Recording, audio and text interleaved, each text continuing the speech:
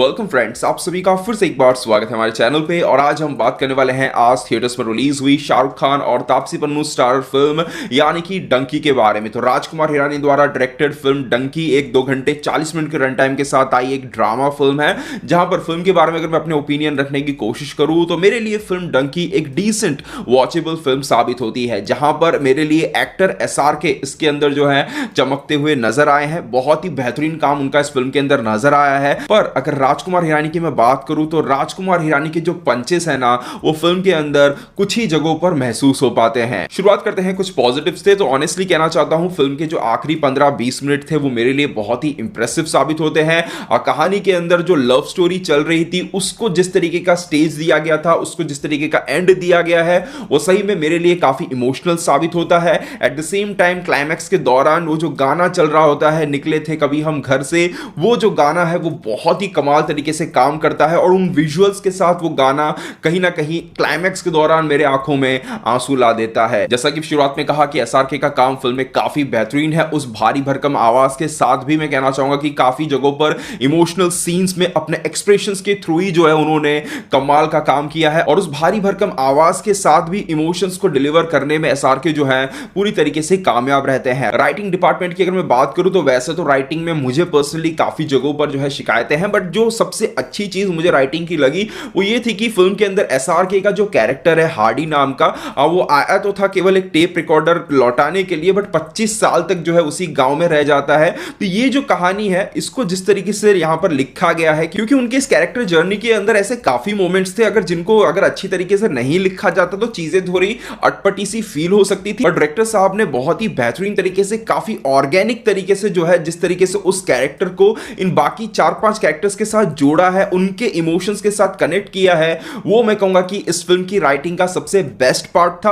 और यही मैं कह सकता हूं कि वहां पर जो बिल्डअप क्रिएट होता है वो कहीं ना कहीं फिल्म के क्लाइमैक्स को जो है इफेक्टिव बनाने में कामयाब रहता है। आप अगर देखोगे तो विकी कौशल का जो कैरेक्टर है वो वैसे तो एक स्टैंड अलोन कैरेक्टर के तौर पे भी बहुत ही इफेक्टिव साबित होता है, पर एक्चुअली में अगर आप देखोगे तो उस कैरेक्टर की जो छोटी सी कहानी थी, वो कहानी जो है यहां पर SRK को इस कहानी का हिस्सा बनाने में या फिर इनकी जर्नी का हिस्सा बनाने में एक बहुत ही इंपॉर्टेंट रोल प्ले कर जाती है। और मेंशन करना चाहूंगा कि विकी कौशल की जो परफॉर्मेंस है फिल्म के अंदर वो सही में कमाल की थी। लिटरली उनके कुछ सीन्स में उनके इमोशंस को फील करते समय मेरे आंखों में आंसू आ गए थे। फिल्म का फर्स्ट हाफ मेरे लिए बहुत ही ओके सा साबित होता है। ऑनेस्टली कहना चाहता हूं, पता नहीं आप लोगों के लिए कैसा क्या काम करेगा, बट फिल्म की जो कॉमेडी थी वो मेरे लिए हार्डली 5 से 10% फर्स्ट हाफ में कहीं पर काम कर पाती है। पता नहीं, इस बार मैंने देखी राजकुमार हिरानी की जितनी भी फिल्में हैं उनको आज भी उठा के देखता हूं तो आज भी उतना ही हंसता हूं जितना पहली बार देखते समय हंसा था। पर इस बार जो है पता नहीं राइटिंग के अंदर क्या गड़बड़ हुई क्या नहीं, पर चीजें जो है मेरे लिए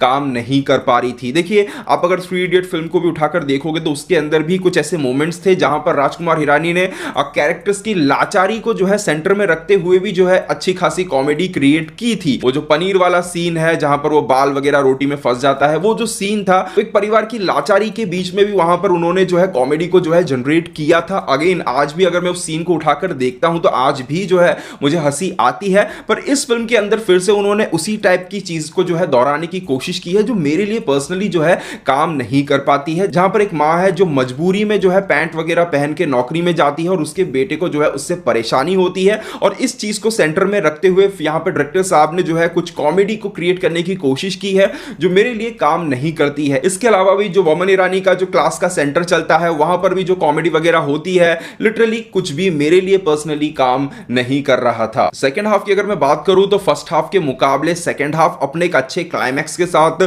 बेटर नजर आता है। कुछ थ्रिलिंग मोमेंट्स हैं वहां पर, कुछ मैसेज जो है यहां पर फिल्म देने की कोशिश करती है। अब अगर मैसेज की मैं बात करूं या फिर जो कमेंट्री या फिर जो स्टेटमेंट यहां पर फिल्म देने की कोशिश करती है उनकी अगर मैं बात करूं तो डेफिनेटली कुछ चीजें काफी सेंसिबल थी, काफी इंपॉर्टेंट थी, पर वहीं कुछ जगहों पर कुछ डायलॉग्स, कुछ चीजें ऐसी थी जो कि बहुत ही अटपटी सी फील होती है। एक सीन में जब जज बोलता है कि वीजा हम इसीलिए कंपलसरी करते हैं ताकि कोई टेररिस्ट जो है हमारे देश में ना घुस जाए, तो उसको काउंटर करते हुए SRK का एक डायलॉग आता है जहां पर SRK ये बोलता है कि डंकी मारने वाले टेररिस्ट नहीं होते हैं, वो खुद जो है बहुत ही डरे हुए होते हैं, खुद जो है मजबूरी में यहां पर डंकी मारकर दूसरे देश में आ रहे होते हैं। तो चलो SRK जिस जगह से आ रहा है उसकी जो सिचुएशन है उस हिसाब से उसका डायलॉग जो है वैलिड नजर आता है, पर सामने वाला जो जज बैठा हुआ है वो अपने नेशनल सिक्योरिटी की बात कर रहा है, उसके बारे में ये फिल्म कहीं पर कुछ भी डिस्कस करने की कोशिश ही नहीं करती है। और सबसे मजाकिया बात यह है कि यहां पर नेशनल सिक्योरिटी से जुड़ा इतना बड़ा एक इशू है,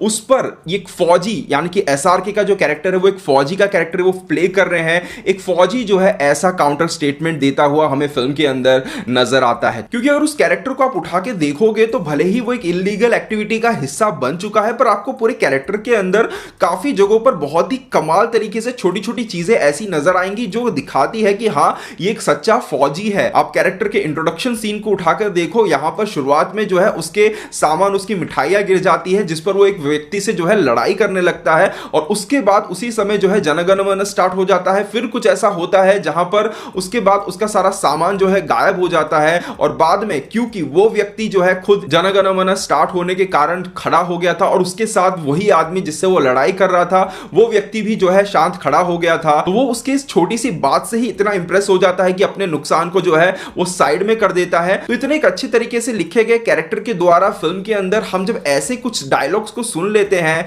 तो थोड़ा सा अटपटा सा फील होता है। हालांकि आगे फिल्म इस लफड़े में ज्यादा फंसती नहीं है, उसको वहीं पर छोड़ते हुए बिल्कुल ही अलग तरीके से निकल जाती है। हालांकि अगर ये फिल्म किसी और डायरेक्टर की होती तो मैं शायद फिल्म के मैसेज वगैरह पर मैं बात भी नहीं करता, पर क्योंकि ये फिल्म राजकुमार हिरानी की है और बचपन से लेकर आज तक हमने उनकी जितनी भी फिल्में देखते हुए आए हैं उसके अंदर जो उनका मैसेज रहता था या फिर जो भी वो बोलने की कोशिश करते थे वो इतना इंपैक्टफुल रहता था। तो ऐसे डायरेक्टर के द्वारा जब इस तरीके के स्टेटमेंट्स या फिर इस तरीके के प्रेजेंटेशन देखने को मिलता है तो थोड़ा सा दुख जो है फिल्म को देखते वक्त मुझे फील हो रहा था। बाकी जिन लोगों ने ये चीजें सब फेस की होंगी, इलीगल तरीके से दूसरे देश में मजबूरी में ट्रैवल किया होगा, जो भी किया होगा, वो लोग शायद इन सभी चीजों से बेटर कनेक्ट कर सकते हैं। अगर आपने कभी ऐसा किया है, महसूस किया है, आसपास देखा है, तो कमेंट सेक्शन में आप अपने विचार इस पर लिख सकते हो। इसके अलावा फिल्म के म्यूजिक की अगर मैं बात करूं तो सिर्फ लुट-पुट गया जो गाना है उसको अगर मैं साइड में रख दूं तो फिल्म के बाकी सभी गाने मुझे पर्सनली काफी अच्छे लगे हैं। ऑनेस्टली जिस तरीके से लिरिक्स लिखे गए हैं, एक एक वर्ड, कहानी, कैरेक्टर, उनके बीच के रिलेशंस, उनके सिचुएशंस के साथ इतने कमाल तरीके से मेल खाते हैं